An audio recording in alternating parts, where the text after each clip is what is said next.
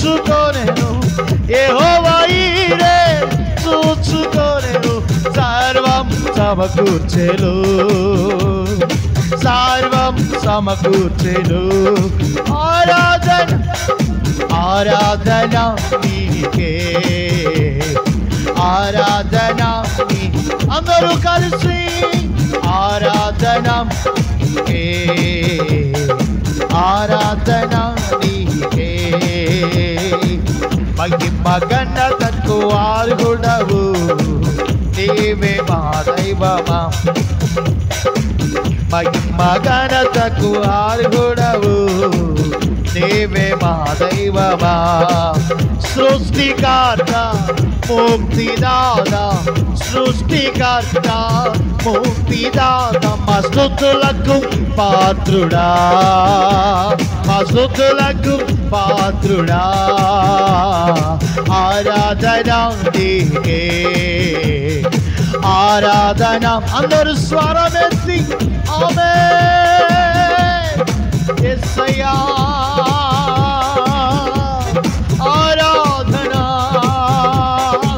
ఆరాధన నీకే ఆరాధన నీకే వ్యాధులను తొలగించినావు మృతులను మరిలేపినావు వ్యాధులను తొలగించినావు యేసయ్యా మృతులను మరిలేపినావు యెహోవా రామా స్వస్థపరచెను యెహోవా రామా స్వస్థపరచెను నన్ను స్వస్థపరచెను నన్ను స్వస్థపరచెను ఆరాధన నీకే ఆరాధన నీకే ఆరాధన నీకే యేసయ్యా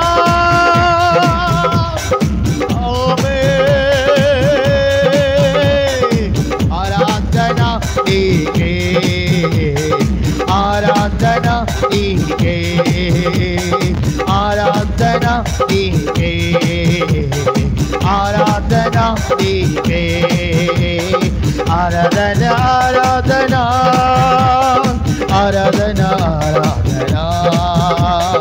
ఆరాధన ఆరాధన ఆరాధన ఆరాధన ఆరాధన ఆరాధన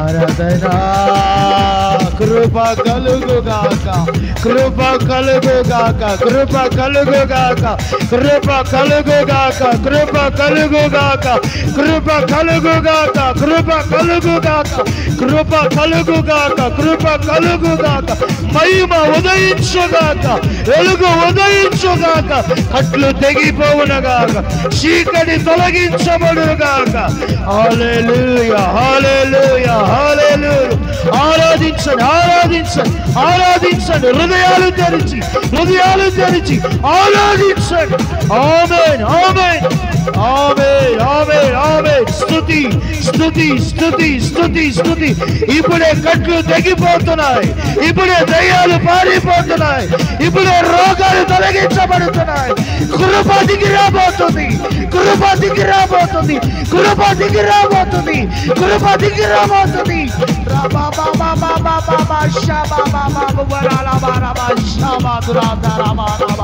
హల్లెలూయా హల్లెలూయా హల్లెలూయా హల్లెలూయా హల్లెలూయా నీ ప్రజల మీరు తాకుదురుగాక నీ ప్రజల మీరు తాకుదురుగాక నీ ప్రజల మీరు దర్శించుదురుగాక ఈ ప్రాంతం మీద పని చేస్తున్న అపవాది శక్తులపై ఇప్పుడే యేసు రక్తము మీరు ప్రోక్షించుదురుగాక హల్లెలూయా హల్లెలూయా హల్లెలూయా చప్పట్లు కొట్టండి పిలవండి పిలవండి యేసయ్యని పిలవండి పిలవండి పిలవండి దావీదు కుమారుడా దావీదు కుమారుడా దాటిపోవద్దు యేసయ్య దాటిపోవద్దు యేసయ్య ఆరాధన ఆరాధన ఆరాధన ఆరాధన ఆరాధన ఆరాధన ఆరాధన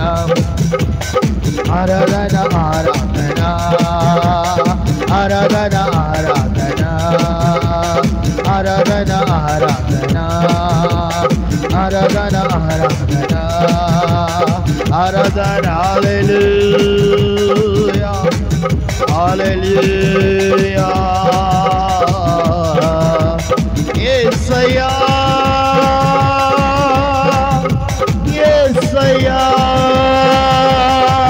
పిలు పిలు పిలు యేసయ్యను పిలు యేసయ్యా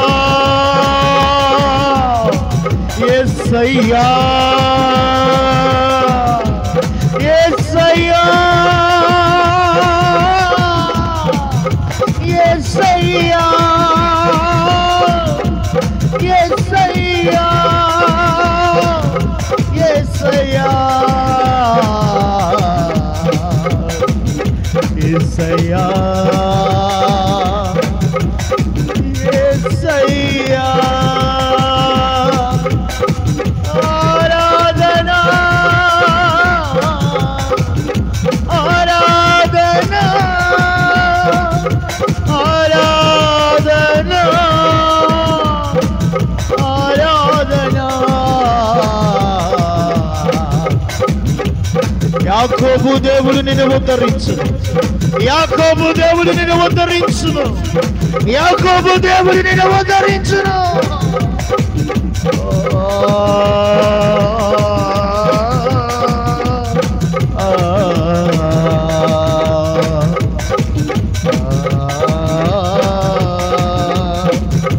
ఎన్ని యుగాలకైనా ఎన్ని యుగాలకైనా ఆరాధ్య దైవము నీవేనని ఆరాధ్య దైవం నీవేనని ఆరాధ్య దైవం నీవేనని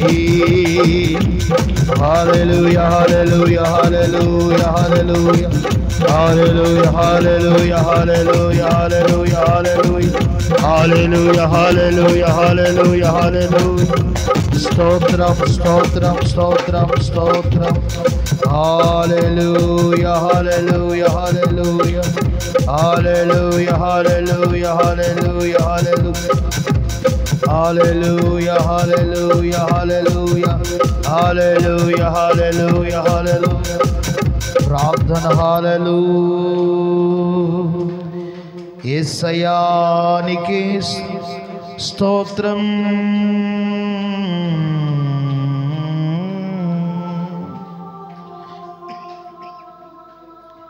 యేసయ్యా హల్లెలూయా హల్లెలూయా యేసయ్యా హల్లెలూయా ప్రార్థన చేసుకుందాం. మమ్మల్ని దాటిపోని దేవుడా, పరిశుద్ధుడా, అతి కాంక్షణీయుడా, నీకు స్తోత్రాలు.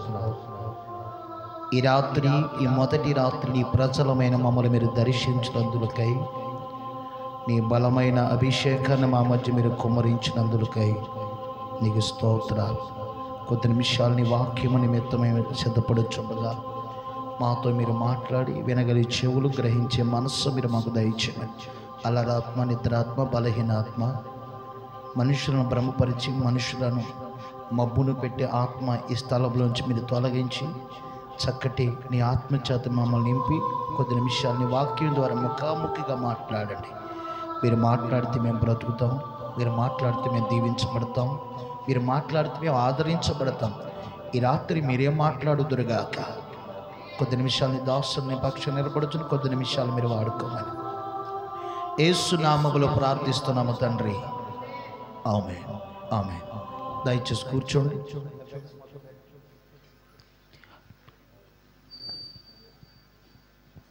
దేవుని పరిశుద్ధమైన నామమునకు మహిమ కలుగునుగాక. హల్లెలూయా హల్లెలూయా.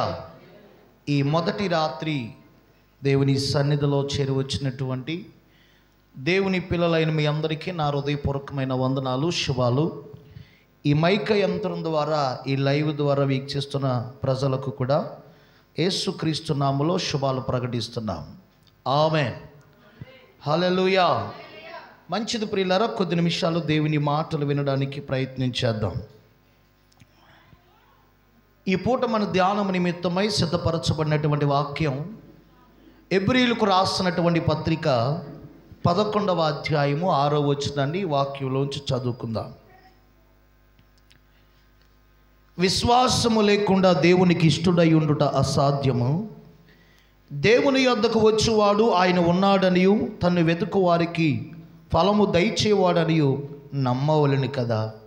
అందరూ నాతో ఈ మాట చెప్పండి. విశ్వాసము లేకుండా దేవునికి ఇష్టులై ఉండుట అసాధ్యము. విశ్వాసము లేకుండా దేవునికి ఇష్టులై ఉండుట అసాధ్యము. దేవుని యొద్దకు వచ్చేవాడు ఆయన ఉన్నాడనియు తన్ను వెదుకు వారికి ఫలము దయచేవాడనియు నమ్మవలెను కదా. చూడండి ప్రియులారా, దేవుణ్ణి ఆరాధించడానికి దేవుని కలిగి ఉన్నటువంటి భక్తులైన మనందరం మనం కలిగి ఉండవలసినటువంటి లక్షణం ఏమిటనంటే విశ్వాసం. చెప్పండి, విశ్వాసం. ఈరోజు నేటి సమాజంలో దేవుని పట్ల మనకి ఏమి లేకుండా పోయింది అని అంటే విశ్వాసం. వాటి మీద వీటి మీద ఉన్నటువంటి కొంచెం ఎమ్మింగ్ వస్తుంది, వాటి మీద వీటి మీద ఉన్నటువంటి నమ్మకం దేవుని మీద ఈ పూట మనకి లేకుండా పోయింది. అసలు విశ్వాసం అంటే ఏంటి అని ఆలోచన చేస్తే మొట్టమొదటిగా విశ్వాసములో కొన్ని స్వభావాలు ఉంటాయి. అవి ఆయన నమ్మటం, ఆయన మీద ఆధారపడటం, ఆయన కొరకు ఎదురు చూడటం. అర్థమైందండి? విశ్వాసం అంటే నమ్మటం, ఆధారపడటం, ఆయన కొరకు ఎదురు చూడటం. నువ్వేం చేస్తావో ప్రభువా, నువ్వు చేయాలి అని ఆయన మీద ఎదురు చూడటం, ఇది విశ్వాసం. ఈ విశ్వాసాన్ని గురించి పరిశుద్ధ గ్రంథంలో చాలా నిర్వచనాలు ఉన్నాయి. మీకు చాలా సింపుల్గా నేను చెప్తాను, వినండి. ఈ 11వ అధ్యాయంలో 1వ వచనంలో ఏమని రాయబడి ఉంటుందంటే, విశ్వాసం అనున్నది నిరీక్షింపబడి వాటి యొక్క నిజస్వరూపం. అందరూ చెప్పండి, నిరీక్షింపబడి వాటి యొక్క నిజస్వరూపం. అంటే అర్థం ఏంటి? నువ్వు ఒకటి నిరీక్షణ కలిగి ఉన్నావు, ఒక ఆశను కలిగి ఉన్నావు. ఏంటి ఆశ అంటే, నువ్వు ఒక ఇల్లు కట్టాలి. నీ దగ్గర కట్టే డబ్బు లేదు, కట్టగలిగిన సామర్థ్యం కూడా నీకు లేదు. నీకు తెలుసు నా వల్ల కాదని. కానీ దేవుని పట్ల ఒక నిరీక్షణ నీకు ఉంది. ఏంటి ఆ నిరీక్షణ అంటే, ఏదో ఒక రోజున దేవుడు నాకు ఇస్తాడు. హల్లెలూయా. నీకున్న వాళ్ళందరూ చెప్తారు, నీకున్న బంధువులే కానీ, నీ చుట్టుపక్కలే వాళ్ళు కానీ, నీ కుటుంబీకులే కానీ, ఒరే నీ వల్ల ఎప్పటికీ కూడా ఇల్లు కట్టలేవురా, నీ వల్ల కాదురా అంటారు. నా ప్రభు ఏదో ఒక రోజు నాకు ఇస్తాడు అని నమ్ముటయే విశ్వాసం. ఇస్తాడు కాదు, ఇచ్చాడను నమ్ముటయే విశ్వాసం. హల్లెలూయా. అది నీకు లేదు ప్రియులారా, అది ఇంకా అవ్వలేదు, అది ఇంకా పూర్తి కాలేదు. కానీ ఇచ్చాడని నమ్ముటయే విశ్వాసం. గట్టిగా స్తోత్రం చెప్పండి. నిరీక్షింపబడి వాటి యొక్క నిజ స్వరూపమే విశ్వాసం. అది ఇంకా అవ్వలేదు, చేయలేదు, నీ మనసులో అనుకున్నావు, దేవుడు ఇస్తాడని ఒక నమ్మకం ఉంచావు, నాకు ఇచ్చాడని ఒక నమ్మకం ఉంచావు, అది ఖచ్చితంగా నీకు దేవుడు ఇస్తాడు. ఎందుకంటే నా విశ్వాసం ఉంచావు కనుక. విశ్వాసం అని అంటే కంటికి కనపడేదాన్ని నమ్మటం కాదు, కంటికి కనబడిన దాన్ని నమ్ముటయే విశ్వాసం. ఈ రోజున దేవుని పిల్లలైన మనందరూ కూడా దేవుని పట్ల ఏం కలిగి ఉండాలంటే అట్టి విశ్వాసం కలిగి ఉండాలి. ఈ రోజున చాలామంది కంటికి కనిపించే దాన్ని బట్టి నడుస్తున్నారు, కంటికి కనబడే దాన్ని బట్టి జీవిస్తున్నారు. కంటికి కనబడేవి ఏమీ కూడా శాశ్వతము కాదు. నీకున్నవి శాశ్వతం కాదు, నీకున్న సమృద్ధి శాశ్వతం కాదు, నీకున్న దారిద్ర్యము శాశ్వతము కాదు. ఒకవేళ నువ్వు దారిద్ర్యాన్ని అనుభవిస్తున్నావేమో, శాపాన్ని అనుభవిస్తున్నావేమో, శోధన అనుభవిస్తున్నావేమో, బాధలు అనుభవిస్తున్నావేమో, విశ్వాసం ఉంచు. నా ప్రభు వాటిని పిల్లరా ఆశీర్వాదాలుగా మార్చబోతున్నారు. స్తోత్రం చెప్పండి. హల్లెలూయా. ఇదే దారిద్ర్యము, ఇదే శాపము నీకెప్పుడు నిత్యము ఉండదు. కన్ని విశ్వాసం ఉంచాలి. ఒకవేళ నువ్వు సమృద్ధిగా ఉన్నావేమో, నువ్వు మంచిగా ఉన్నావేమో, నువ్వు మంచిగా ఉండి ఇంక దేవుడితో నాకు పని లేదు అనుకుంటున్నావేమో, అవి పోవడానికి పెద్ద సమయం ఏమీ కాదు. అందుకే ప్రియులారా, క్రైస్తవుడు దేని ద్వారా బ్రతకాలి అని అంటే విశ్వాసం ద్వారా బ్రతకాలి. స్తోత్రం చెప్పండి గట్టిగా. హల్లెలూయా. చూడండి, విశ్వాసం అనేది మనలో ఉంటే మన జీవితాల్లో దేవుడి చేసే కార్యాలు ఏంటో కొన్ని విషయాలు ఈ పూట మీకు చెప్తాను. చూడండి, అదే అధ్యాయము పరిశుద్ధ గ్రంథమైన బైబిల్లో నుండి ఎబ్రీయులకు రాస్తున్నటువంటి పత్రిక 11వ అధ్యాయము 27వ వచనాన్ని ఒకసారి మనం చూద్దాం. విశ్వాసమును బట్టి అతడు అదృశ్యుడైన వానిని చూచున్నట్టు స్థిర బుద్ధి గలవాడై రాజాగ్రహమునకు భయపడక ఐగుప్తిని విడిచిపోయాను. హల్లెలూయా. ఎవరైనా? మోషే విశ్వాసమును బట్టి ఐగుప్తిని విడిచిపోయాడట. ఎవరికి భయపడి? ఎవరికి భయపడి? అదృశ్యుడైన దేవునికి భయపడి. మీకు నేను ఆఖరిని అడుగుతాను, ఎలా చక్కగా చెప్తాను అదే రీతిగా అడుగుతాను, మీరు చాలా జాగ్రత్తగా వినాలి. ఇప్పుడు ఐగుప్తు దేశంలో ఇశ్రాయేలీయులు ఉన్నారు. ఆ దేశంలో మగపిల్లలందరినీ కూడా చంపేయమని రాజాజ్ఞ ఇచ్చాడు. పుట్టినటువంటి పిల్లలందరినీ చంపేయమని చెప్పాడు. అప్పుడే మోషే పుట్టాడు. అయితే ఆ పిల్లవాడిని భద్రంగా దాచారు. దాచిన కొన్ని రోజులకే ఇక బేరం అంటాడు కదా, అతన్ని జమ్ము పెట్టి చేసి కీళ్ళు పూసుకుని నైలు నదిలో వదిలేశారు. ఆ బిడ్డను ఎవరు తెచ్చుకున్నారు అని అంటే, ఏ రాజు అయితే మగ పిల్లలని ఇశ్రాయేలు పిల్లలను చంపేయమన్నాడో అదే రాజు కుమార్తెను వెళ్ళి స్నానానికి వెళ్ళి ఆ బిడ్డను ఇంటికి తెచ్చుకుని రాజుగారి ఇంట్లో పెంచింది. హల్లెలూయా. హల్లెలూయా. ఇప్పుడు మోషే ఎవరింట్లో పెరుగుతున్నాడు? రాజుగారి ఇంట్లో. ఆయన బ్రతకడానికి ఒక కారణం ఉంది, ఆయన బ్రతకడానికి ఒక ప్రణాళిక ఉంది. సరే, పెరిగాడు, పెద్దోడయ్యాడు. ఇప్పుడు దేవుడు ఏమంటాడంటే, సమయం అయింది, నా ప్రజలందరినీ ఒక నువ్వు తోడుకుని నువ్వు ఎక్కడికి వెళ్ళాలి? కానాను దేశానికి వెళ్ళాలి. వాళ్ళు విడిపించడానికి నేను బ్రతికించానంటే, ఇప్పుడు అప్పుడు దాకా ఇంట్లో పెరిగినోడు, అప్పుడు దాకా భోజనం తిన్నవాడు, అప్పుడు దాకా నీళ్లు తాగినోడు, అప్పుడు దాకా ఆయన ఇచ్చే బట్ట కట్టినోడు, అప్పుడు దాకా ఆయన నీడలో పెరిగినటువంటి వాడు రాజుగారు ముందుకెళ్ళి మాట్లాడే ధైర్యం ఎవరికైనా ఉంటుందా?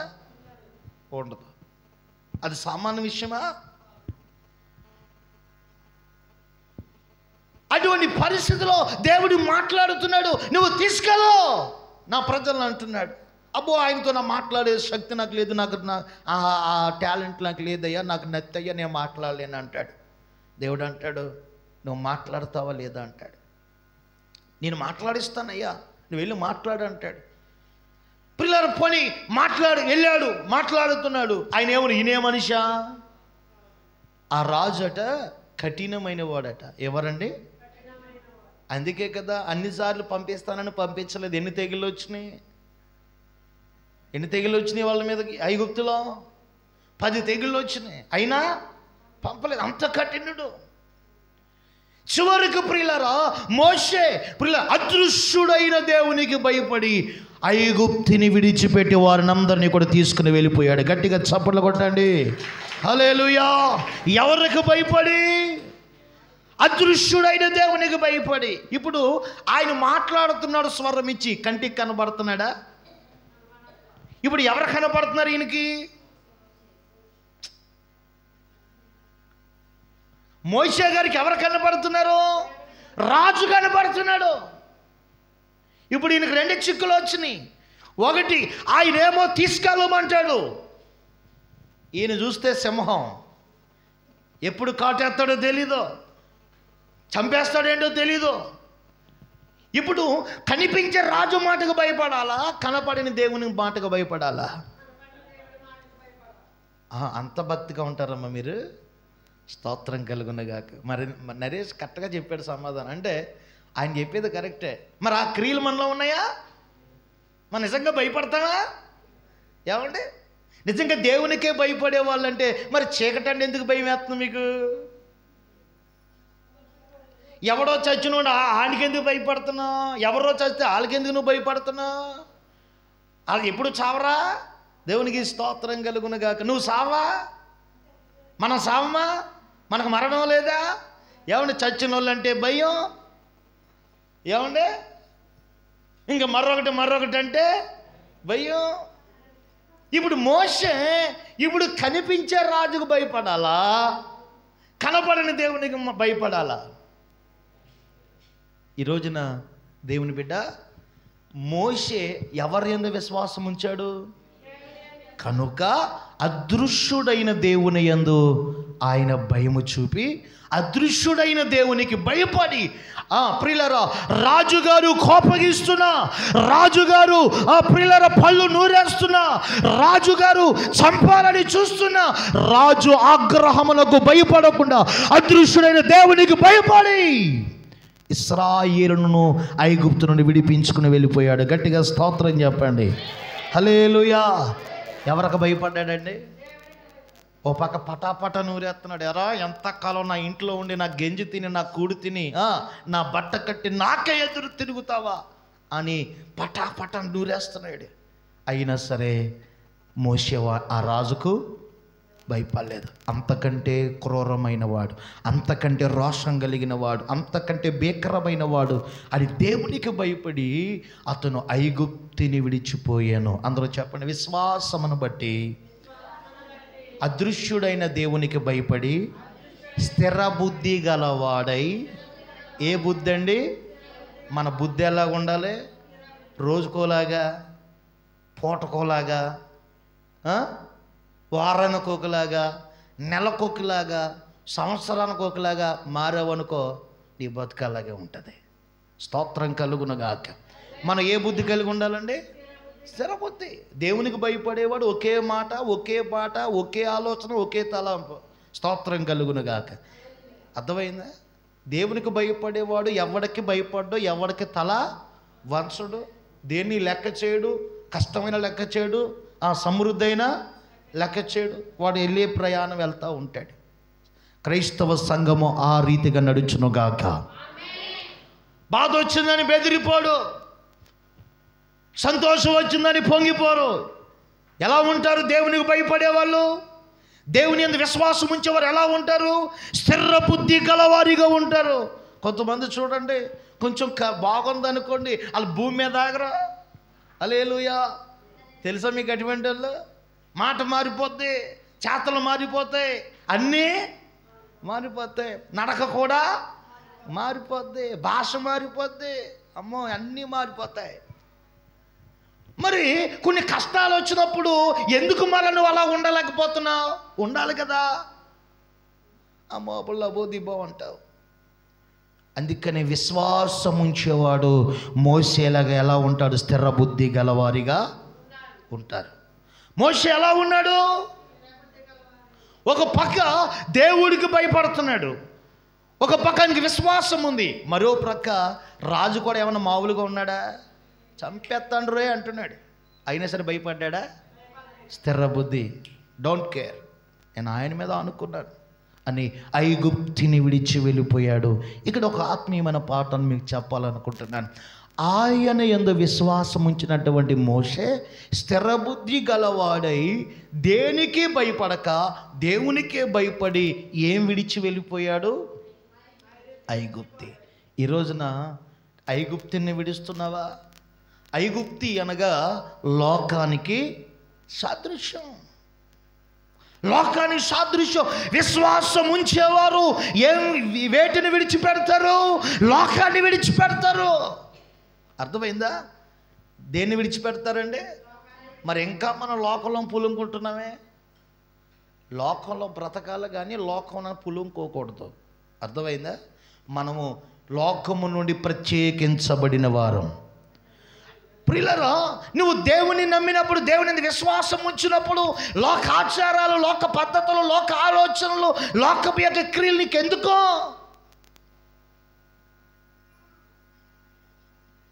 ఐగుప్తిని విడిచిపెట్టాలి. ఐగుప్తిని విడిచిపెట్టాలంటే మనం దేవుని యందు విశ్వాసం ఉంచాలి. మోషే దేవుని యందు విశ్వాసం ఉంచి స్థిరబుద్ధి గలవాడై అతడు ఐగుప్తిని విడిచి వెళ్ళిపోయాడు. గట్టిగా స్తోత్రం చెప్పండి. నువ్వు లోకాన్ని విడిచిపెడుతున్నావా? లోకంలో ఉన్నటువంటి పాపాన్ని విడిచిపెట్టావా? లోకంలో ఉన్న ఆచారాలు విడిచిపెట్టావా? ఇంకా ఆచారాలు విడిచిపెట్టలేకపోతున్నావు. లోకంలో ఉన్న చెడు సహవాసాలు విడిచిపెట్టావా? హలో, చెడు సహవాసాలు మనం విడిచిపెట్టామా? లోకం విడిచిపెట్టకుండా లోకంలో ఉన్న వాటిని నువ్వు దూరం చేసుకోకుండా, లోకంలో ఏముందనంటే శరీరాశయు, నేత్రాశయు, చివడమ్మం. లోకంలో ఉన్నదంతా ఏంటండి? శరీరాశ, నేత్రాశ, జీవపడంబం.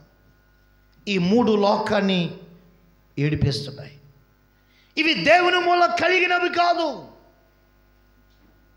లోకాన్ని విడిచిపెట్టమంటే లోకంలో నువ్వు బ్రతకొద్దని కాదు, లోకంలో నువ్వు అన్నం తినొద్దని కాదు, లోకంలో నువ్వు జీవించొద్దని కాదు. అది కాదు దాని అర్థం. లోకంలో కొన్ని ఉన్నాయి. ఏంటి అని అంటే పాపము, చెడుతనము, నేత్రాశ, జీవపు డంబం, ఇవన్నీ ఉన్నాయి. వీటిని మనం విడిచిపెట్టాలి. గట్టిగా స్తోత్రం చెప్పండి. లోక సహవాసాలు, చెడు సహవాసాలు. ఈరోజు చెడు సహవాసాల వల్ల ఈరోజు ఎంత పాడైపోతున్నారండి. అవునా కదా? చెడు సహవాసాల వల్ల ఎంతమంది పాడైపోతున్నారు? ఎన్ని కుటుంబాలు కూలిపోతున్నాయి. ఈ రోజున ఐగుప్తిని మోషే విడిచిపెట్టినట్టుగా ఈ దినమందు వాక్యం వింటున్న మనము విశ్వాసమును బట్టి మనం లోకమునకు దూరం అవుదుముగాక. రెండవది మీకు చెప్తాను చూడండి. పరిశుద్ధ గ్రంథమైన బైబిల్లో నుండి హెబ్రీయులకు రాసినటువంటి పత్రిక 11వ అధ్యాయము 29వ వచనం. విశ్వాసమును బట్టి వారు, ఇశ్రాయేలీలు, పొడి నేల మీద నడుచున్నట్లు ఎర్ర సముద్రములో పడి నడిచిపోయిరి. హల్లెలూయా. విశ్వాసమును బట్టి, అందరూ చెప్పండి, విశ్వాసమును బట్టి పొడి నేల మీద నడుచున్నట్లు ఎర్ర సముద్రము మీద వారు నడిచిపోయిరి. వారు విశ్వాసమును బట్టి ఎక్కడ నడిచారట? చెప్పాలి అందరూ. అమ్మ ఎక్కడండి? పొడి నేల మీద నడిచినట్లుగా, రోడ్డు మీద నడిచినట్లుగా వాళ్ళు ఎర్ర సముద్రం మీద నడిచారు. వెనకాల ఎవరు వస్తున్నారు? శత్రువులు, ఐగుప్తీయులు వస్తున్నారు. బలమైన రథాలు, గుర్రాలు, గొప్ప సైన్యముతో వాళ్ళు వస్తున్నారు. వీళ్ళ విశ్వాసమును బట్టి సముద్రం మీద నడిచి వెళ్ళిపోయారు. హల్లెలూయా. ఈరోజు మీకు మంచి మాట చెప్తాను. నువ్వు దేవుని మీద విశ్వాసం ఉంచితే శ్రమల మీద కూడా నువ్వు నడిచి వెళ్ళగలవు. శ్రమలు నువ్వు జయించగలవు. శ్రమలను అధిగమించగలవు. శ్రమలను ఎదుట బానిస కాబోతున్నాయి. శ్రమలను ఎదుట పిల్లరా అణిగిపోబోతున్నాయి. నీలో విశ్వాసం లేదనుకో, ఏం జరుగుతుందో కంటిన్యూషన్ చదవండి. ఐగుప్తీయులు వారు అలాగూ చేయ చూచి మునిగిపోయారు. హల్లెలూయా. వీళ్ళు వెనకాల వస్తున్నారు, వాళ్ళు నడిచి వెళ్ళిపోయారు, మనం కూడా నడిచి వెళ్ళిపోదామని ఊపుకుంటూ వచ్చేస్తున్నారు. ఏమైపోయారు? అది విశ్వాసం లేని వాళ్ళు మునిగిపోతారు. అసలు వాస్తవంగా ఐగుప్తీలు బలమైన వాళ్ళ, ఇశ్రాయేలు బలమైన వాళ్ళ? చెప్పాలి. ఎవరు బలమైన వాళ్ళు? అసలు వాళ్ళ గుర్రాలకు కానీ వాళ్ళ రథానికి కానీ ఎవడు సరిపోడట, అంత బలాఢ్యులు అంటే బైబిలే చెప్తుంది. యెషయా గ్రంథంలో వాళ్ళు వాళ్ళ రథాల బట్టి వారు గుర్రాల బట్టి అతిశయించేవారంట. అంటే ఈ రోజున చెప్పండి, ఒక బండి ఉంటే ఒకళ్ళకి ఎంత అతిశయం ఉంటుంది? మాకు బండి ఉందిరా. ఈ రోజున పెళ్లి చేయాలన్నటువంటి ప్రతి ఒక్కరికి ఇంటి ముందు ఏం కొని పెడుతున్నారో? బండి. దేవునికి స్తోత్రం, బండి ఉందంటున్నారు అంతే. అంటే అదొక వాల్యూ.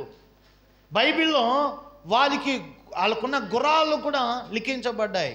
వాళ్ళు గుర్రాల బట్టి అతిశయించేవారట. అంటే అంత బలమైనవి ఆ గుర్రాలు, ఆ రథాలు అంత బలమైనవి, మనుషులు అంత బలమైనటువంటి వాళ్ళు.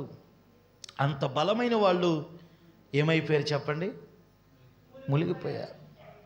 ఈరోజు నీకు విశ్వాసం లేకపోతే నువ్వెంత జ్ఞానవంతుడివైనా, ఎంత ఉన్నతమైన వాడువైనా, నువ్వెంత గొప్ప వ్యక్తివైనా, నువ్వెంత తెలివైన వ్యక్తివైనా, నువ్వు పిల్లరా నువ్వు ఎంతటి వాడవైనా, నువ్వు డాక్టర్ అయినా ఇంజనీరు అయినా మునిగిపోతావు.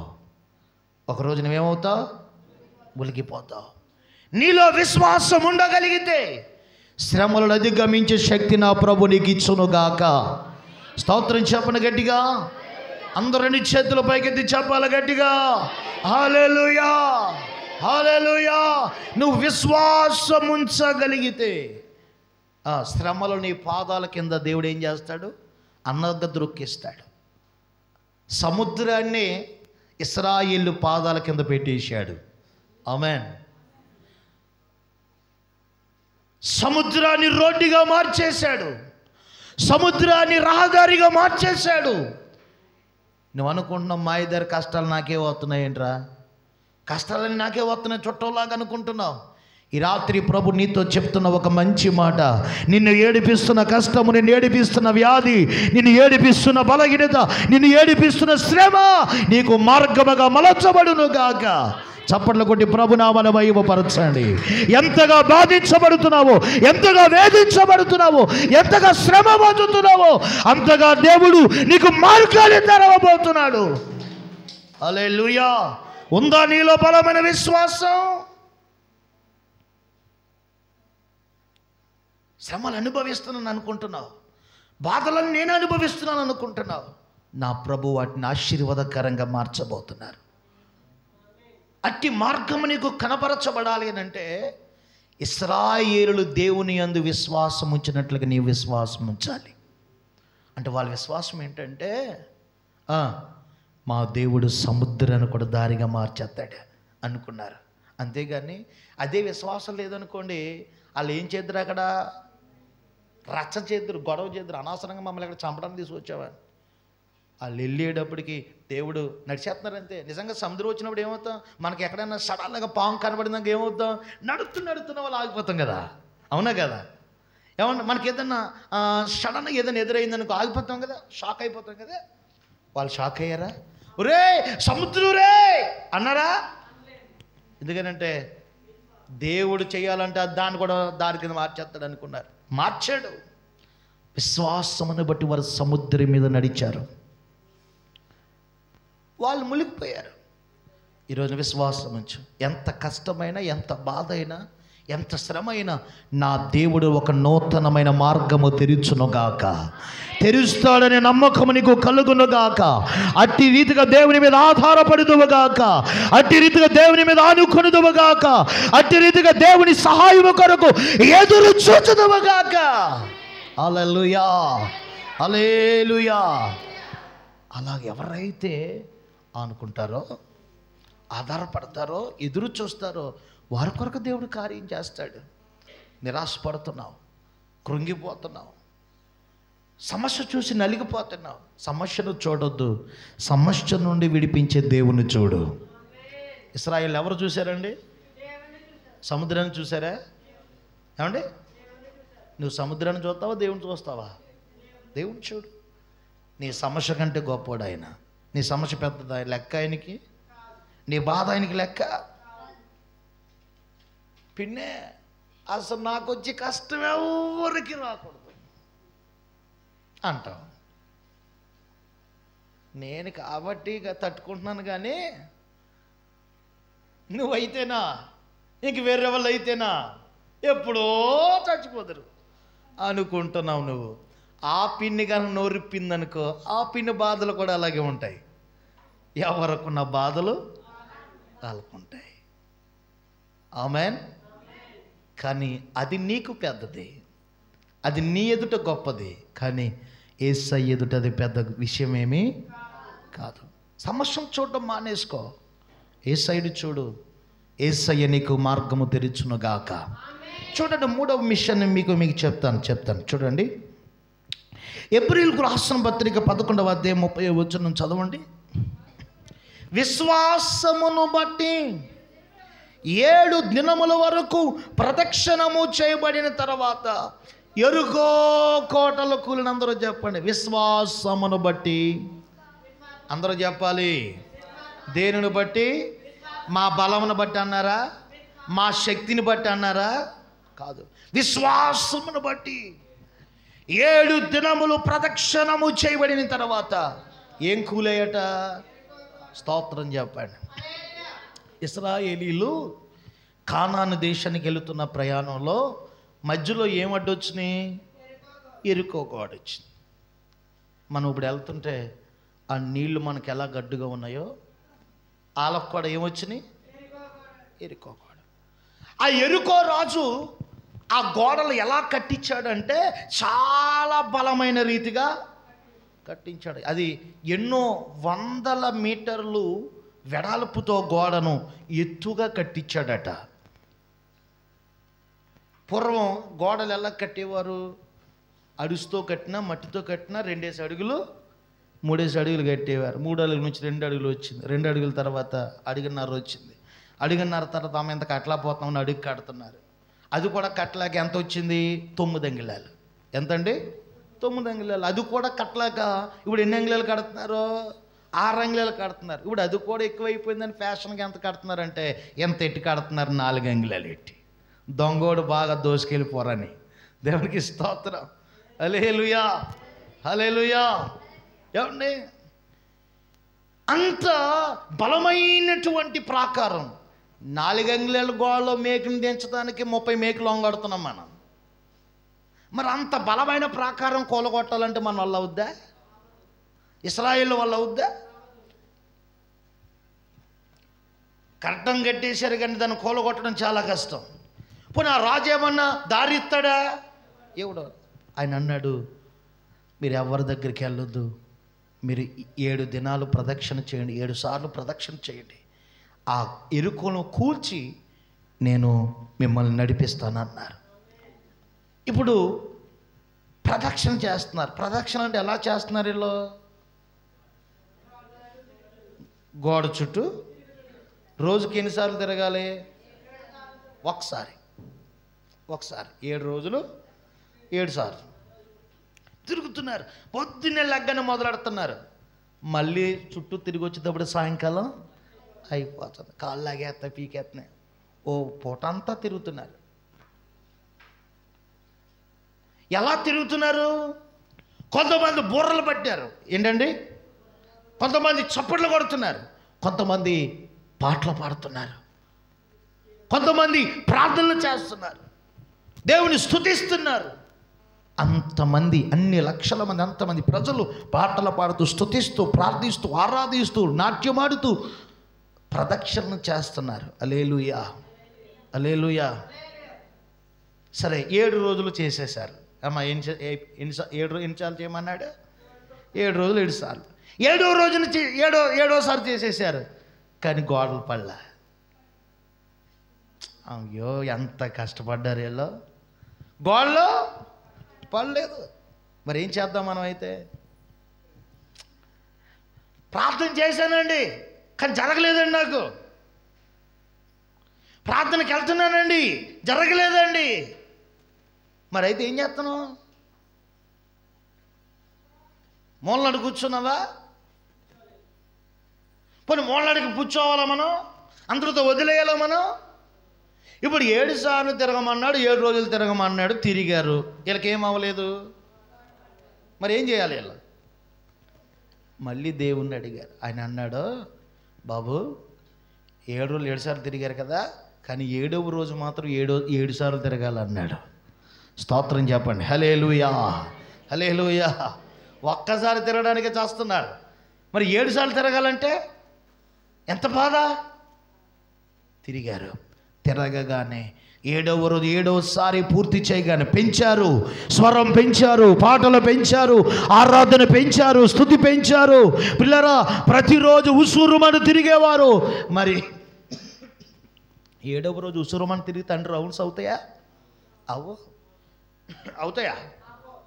ఇప్పుడు స్తుతి పెరిగింది, పాటలు పెరిగాయి, ఆరాధన పెరిగింది, పరుగు పెరిగింది. అలాగూ ప్రభుని స్తుతిస్తూ ఉండగా 7 సార్లు 7వ రోజున ప్రదక్షిణలు చేయగా ఎరుకో కోటలు కూలిపోయాయి. గట్టిగా చప్పట్లు కొట్టండి ప్రియులారా.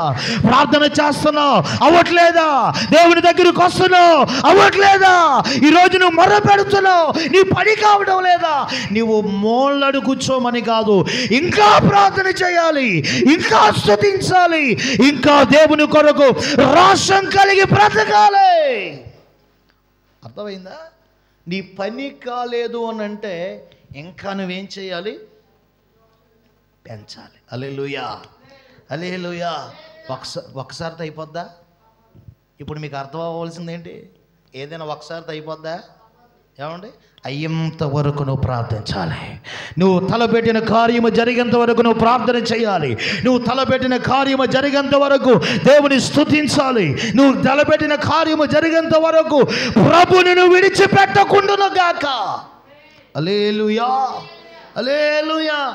మనోళ్ళకి ఉన్నటువంటి విధానం ఏంటంటే, చేస్తారండి, ప్రార్థన బాగానే చేస్తారండి, కానీ దేవుడు ఆలస్యం చేస్తాడు. అసలు వీళ్ళ సంగతి ఏంటో చూద్దామని. ఎంతలోనే ఎన్ని వ్యవహారాలు, ఎన్ని రకాలుగా మన ఆలోచన మారిపోతా. ప్రార్థన చేస్తున్నాను కానీ ఏమో అవట్లేదు అంటావు. దేవునికి స్తోత్రం. అంటే అవ్వకపోవటానికి కారణం ఏంటి? నీ ప్రార్థనలో ఏమి లేదు, శక్తి లేదు. అమ్మ ఏం చేయాలి? ఏమి లేదు నీకు ప్రార్థనలో, నీ భక్తిలో ఏమి లేదు. శక్తి పెంచాలంటే ఏం చేయాలి?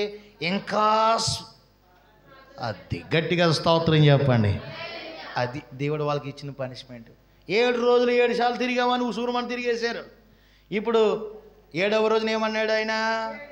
7 సార్లు తిరగమంటే ఇంకా ఊపిరి తిరిగారు, కోటలు కూలిపోయినాయి. హల్లెలూయా. అట్టి విశ్వాసము ద్వారా నీ కడ్డుగా ఉన్న కోటలు కూలిపోవునుగాక. హల్లెలూయా. ఈ కోటలు, ఈ గోడలు నువ్వు కోలాలి అని అంటే మనం ఏం చేయాలి? విశ్వాసం ఉంచి మనం ప్రార్థన, మనం దేవుణ్ణి స్తుతించాలి. మన ప్రదక్షిణలో ఏముండాలి?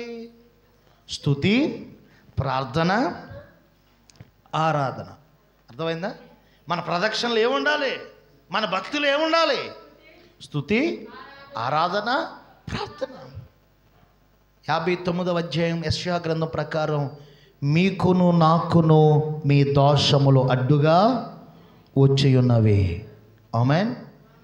మన ప్రార్థన వినకున్నాడట. ఏం అడ్డుగా వచ్చినాయట? ఇప్పుడు అడ్డు ఉందనుకోండి, ఏదైనా ఏం ఆగిపోతాయి? రాకపోకలో ఆగిపోతాయి.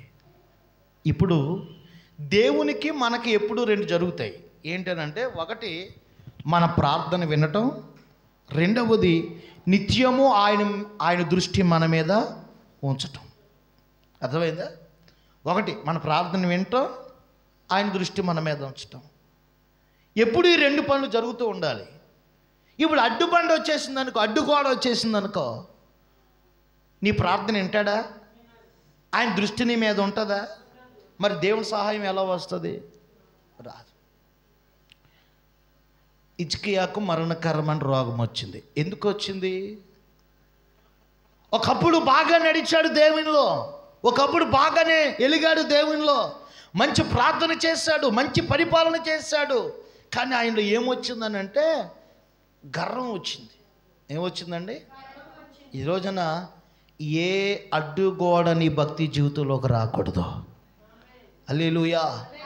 చాలామందికి చాలా అడ్డుగోడలు ఉంటాయి. ఆయనకి దేని ద్వారా అడ్డుగోడ వచ్చేసింది? గర్వం. ఈ గర్వం వచ్చేసరికి అడ్డుగోడ ఏర్పరచబడింది. దేవుడు ఆయన దృష్టించడం మానేశాడు, ఈయన ప్రార్థన వినటం మానేశాడు, ఈయనకు మరణకరమైన రోగం వచ్చింది. ఇప్పుడు ఈయనకు అడ్డుగోడ ఉంది, దేవుడు ఈయనతో మాట్లాడడు, ఆయన దృష్టి ఈయన మీద ఉండదు. మరి ఈయనతో దేవుడు మాట్లాడతాడా? మాట్లాడు. కానీ ఎవరితో మాట్లాడాడంటే దేవుని సేవకునితో మాట్లాడాడు. యెషయా రాజు దగ్గరికి వెళ్ళి చనిపోతాడని చెప్పు, ఇల్లు చక్కబెట్టుకోమని చెప్పు అని చెప్పు పంపించాడు. అమ్మో నా వల్ల కాదన్నాడు. ఎందుకంటే రాజు దగ్గరికి వెళ్తే మెడకాయ మీద తలకాయ తీసేద్దాం. ఎందుకంటే రాజు దగ్గర ఏమైనా చెప్తే ఏం చెప్పాలి? మంచి ఊసే చెప్పాలి, చెడ్డ ఊసు చెప్పకూడదు. చెప్పాడు, వెళ్ళిపోతున్నాడు. ఆయన ఏం చేశాడు? ఎంత ధైర్యం అయ్యా నీకు నా దగ్గరికి వచ్చి ఇలా చెప్పడానికి? కానీ భయం ఏమన్నా పాస్టర్ గారి మీద గొడవకి వెళ్ళాడా? హల్లెలూయా, హల్లెలూయా. ఏమన్నా పాస్టర్ మీద గొడవ పెట్టుకున్నాడా? ఈ రోజున సంఘాల్లో ఎలా ఉన్నదంటే పాస్టర్ మీద గొడవ ఆడుతున్నారండి. వాళ్ళు ప్రార్థన చేయరు, వాళ్ళ క్రియలు సరిగ్గా ఉండవు, వాళ్ళ విశ్వాసం సరిగ్గా ఉండదు, దరిద్రమైన పనులన్నీ చేస్తారు, నీచమైన పనులన్నీ చేస్తారు. ఎవరిని అంటారు? దేవుణ్ణి, దేవుని సేవకుణ్ణి. నా క్రియలు ఎలా ఉన్నాయి, నా పద్ధతి ఎలా ఉంది, నా విశ్వాసం ఎలా ఉంది, నా జీవితం ఎలా ఉందని ఎవడైనా పరిశీలన చేసుకుని వాటిని విడిచిపెట్టేవాడు ఎవడైనా ఉన్నాడా? లేడు. ఎవరు తేరగా ఉన్నారు అంటే ఒకడు దేవుడు, రెండు సేవకుడు. మనం చేసేవన్నీ చేసేస్తాం, కానీ ఎవరిని అంటున్నావు? దేవుణ్ణి, సేవకుణ్ణి. దాని విషయంలో కూడా మనము లెక్కప్ చెప్పాలి. స్తోత్రం చెప్పండి. హల్లెలూయా. మన భక్తి మనం సరి చేసుకోవాలి. ఆమేన్. ముగించేస్తున్నాను నేను. వినాలి దేవుని ప్రజలారా. సరే, ఇప్పుడు ఈయన మెసేజ్ అన్నాడు నేను చనిపోతానంటని, సేవకుడు చెప్పి వెళ్ళిపోయాడు. ఇప్పుడు ఏం చేస్తున్నాడంటే ఈయన గోడ తట్టు ముఖము తిప్పి స్తోత్రం చెప్పండి. దైవజనుడు వెళ్తున్నాడు, మరలా స్వరం వినబడుతుంది. ఆగు పాస్టర్, ఆయనకి వెళ్ళి మరొక విషయం చెప్పు. ఏంటనంటే 15 సంవత్సరాలు ఆయుసేస్తున్నాను. ఆమేన్. అదేంటయ్యా ఇప్పుడే చచ్చిపోతాడని చెప్పమన్నావు, ఇప్పుడు మళ్ళీ 15 సంవత్సరాలు అంటున్నావు అని అంటే, నిశ్చయముగా ఆయన కన్నీరు నేను చూచాను, ఆయన రోదన నేను చూశాను, ఆయన స్తుతి నేను చూశాను, ఆయన స్తుతి ధూపము నా యొద్దకు చేర్చబడింది. హల్లెలూయా. ఈ రోజున ఆ అడ్డుగోడలు ఏమైపోయినాయి? ఇప్పుడు తొలగిపోయిన తర్వాత 15 సంవత్సరాల ఆయుష్ను పొందుకున్నాడు. ఈ రాత్రి దేవుని వాక్యం వింటున్న దేవుని బిడ్డ, దేవుని కార్యం పొందకుండా, నీ ప్రార్థన దేవుని యొద్దకు వెళ్ళకుండా ఏ అడ్డుబండలు ఉన్నాయో, ఏ గోడలు ఉన్నాయో, ఏ ఆటంకాలు ఉన్నాయో, విశ్వాసము ద్వారా, ప్రార్థన ద్వారా, స్తుతి ఆరాధన ద్వారా అవి కూలిపోవునుగాక, అవి కూలిపోవునుగాక. నీవు దేవుని చిత్తములో ఉందువుగాక. స్తోత్రం చెప్పండి గట్టిగా. విశ్వాసమును బట్టి వాళ్ళు ఏం కోలగొట్టారు? ఈరోజు నువ్వేం కోలగట్టగలవు? నీ ముందున్న ఆటంకాలు, నీ ముందున్న ఎదుటోళ్ళు ప్లారీ కూడా కాదే. హల్లెలూయా, హల్లెలూయా. నువ్వు ఎంత ప్రార్థన చేసిన ఎదుటోళ్ళు ప్లారీ కూడా పగలదు. ఒకవేళ పగిలిందనుకో నీకు పగిలిపోద్ది. స్తోత్రం కలుగు కాక. హల్లెలూయా, హల్లెలూయా. చెప్పండి చెప్పండి. అయ్యో నాకేంటి ఇంత అన్ని ఆటంకాలు వస్తున్నాయి, నాకెందుకు ఇన్ని ఇబ్బందులు వస్తాయి అనుకుంటున్నావే? అవన్నీ పోవాలంటే నువ్వేముంచాలి? దేవుని యందు విశ్వాసం. చివరికి ఒక మాట చెప్పి ముగించేస్తాను, చదువుకుందాం. విశ్వాసమును బట్టి 31వ వచనం, విశ్వాసమును బట్టి రాహాబు వేశ్య వేగిలి వారిని సమాధానముగా చేర్చుకున్నందున అవిధేయులతో పాటు నశింపకపోయేను. స్తోత్రం కలుగుగాక. ఇప్పుడు ఎవరంటే రాహాబు అనేటువంటి వేశ్య. అందరూ చెప్పండి, ఎవరి వేశ్య? ఈమె ఎవరు? వేశ్య.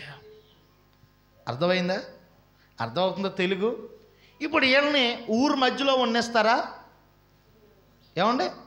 ఉన్నవారు వీళ్ళని ఏం చేస్తారంటే, మీరు అక్కడ ఉన్నాడే, ఆ ఊరు సొంతలోకి వెళ్ళిపోండి అని గెంటేస్తారు. కనుక ఈ ఎరుకో చుట్టూ గోడలు ఉన్నాయి కదా, ఆ గోడ మీద ఇల్లు కట్టుకుని ఉంది ఓ మూలన. ఇందులో జరిగినటువంటి సంభవం ఏంటంటే, వేగుల వారు అంటే ఇశ్రాయేలులోని ఇద్దరు అసలు ఆ దేశం ఎట్లాగుంటుందో, ఆ మనుషులు ఎలాగుంటారో, ఆ పట్టణం ఎలా ఉంటుందో చూడడానికి వచ్చారు. ఎవరు మనుషులు వీళ్ళు? ఇశ్రాయేలు, దేవుని మనుషులు. వస్తే వాళ్ళు చేర్చుకుని ఏమందానంటే, అయ్యా మీరు దేవుని మనుషులు, నా దగ్గరికి ఏ పాపమును చేయడానికి వచ్చినటువంటి వాళ్ళు కాదు, మీరు దేవుడు గొప్పవాడు, మీ దేవుని గురించి వింటుంటే నా గుండెలు కరిగిపోతున్నాయి. ఏమంటుందండి చూడండి, ఏమైపోతున్నాయంట? అది ఎప్పుడైనా కరిగే గుండెనా? చెప్పండి, ఆ గుండె ఎప్పుడైనా కరిగే గుండెనా? రాతి గుండె, కొంపలు కూల్చినటువంటి గుండె. కానీ ఎవరి యందు విశ్వాసం ఉంచింది ఇప్పుడు? ఎవరిని నమ్మింది ఇప్పుడు? ఎవరికి భయపడుతుంది ఇప్పుడు? ఆయనకు భయపడి, ఆయన గురించి విని, ఆయన యందు విశ్వాసం ఉంచి ఆమె ఏమైపోతున్నాయంట? గుండెలు కరిగిపోతున్నాయి. కనుక అయ్యా మీరు వచ్చారన్న సంగతి మా రాజుగారికి తెలిస్తే మా రాజు నేను మిమ్మల్ని చంపేస్తాడు, కనుక అరపెక్కేయండి అని అరప మీద దాచిందంట. హల్లెలూయా. చెప్పండి. అరప మీద దాచింది. ఎందుకనంటే ఒకవేళ మీకేమన్నా అవుతే నేనేం చేసిన దాన్ని అవుతాను, కీడు చేసిన దాన్ని అవుతాను. అరప మీద దాచేసింది. రాజుగారికి తెలిసింది. వచ్చారు భటులు, ఏమోయ్ వాళ్ళు ఎవరో వచ్చారట్టుగా, అసలు పరాయోళ్ళు వస్తే మమ్మల్ని ఎందుకు పిలవలా, మాకు చెప్పకుండా వాళ్ళు ఎందుకు రానిచ్చావనంటే, అల్లెయ్యా అలా కదయ్యా, నేను కూడా చెత్తకని తిట్టి పారేశా.